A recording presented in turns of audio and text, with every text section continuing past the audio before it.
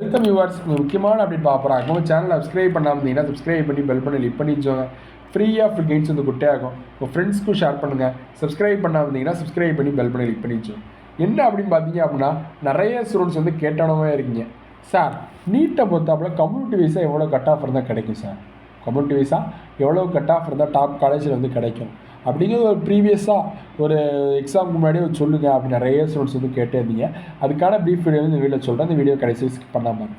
நீட்டை பொறுத்தாப்புல வந்து உங்களுக்கு வந்து என்ன அப்படின்னு கேட்டிங்க அப்படின்னா, ஒரு ஓசியாக இருந்தீங்க அப்படின்னா ஒரு 620 மேலே இருந்தீங்கன்னா நல்ல காலேஜ் கிடைக்கும்.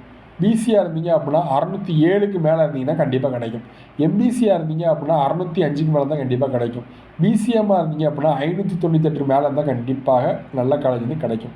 எஸ்சிஏவாக இருந்தீங்க அப்படின்னா 590 கட் ஆஃப் மேலே தான் கண்டிப்பாக நல்ல காலேஜ் டாப் 10 காலேஜ்லேருந்து கிடைக்குது. அது எஸ்சி ஸ்டூடெண்ட்ஸுக்கு வாய்ப்பு அதிகம்.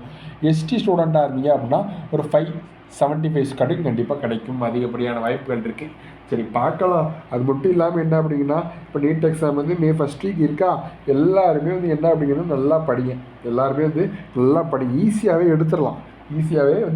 பயாலஜியில் எந்த இது வந்து வீக்காக இருக்குங்க, பாட்டில் எந்த இது வந்து சப்ஜெக்ட் வீக்காக இருக்கலாம் அதை வந்து ஸ்ட்ராங் பண்ணுங்கள். சுவாலஜியில் எந்த இது சப்ஜெக்ட் வந்து இது வீக்காக இருக்கலாம் அதை ஸ்ட்ராங் பண்ணுங்கள். ஃபிசிக்ஸ் கெமிஸ்ட்ரியை ஃபுல்லாகவே வந்து என்ன அப்படின்னு கேட்டிங்க அப்படின்னா ஸ்ட்ராங் பண்ணுங்கள். ஃபிசிக்ஸ் கெமிஸ்ட்ரியை வந்து ரீகால் வந்து பண்ணுங்கள். ஏன்னா வந்து எஸ்என் புக்கு மாதிரி நிறைய ப்ராப்ளம்ஸ் வந்து போட்டு பார்த்துருப்பீங்க. ஃபார்முலாஸுமே நிறைய வந்து இருக்குது. அதுலேயுமே நீங்கள் ஓரளவு வந்து பார்த்துருப்பீங்க.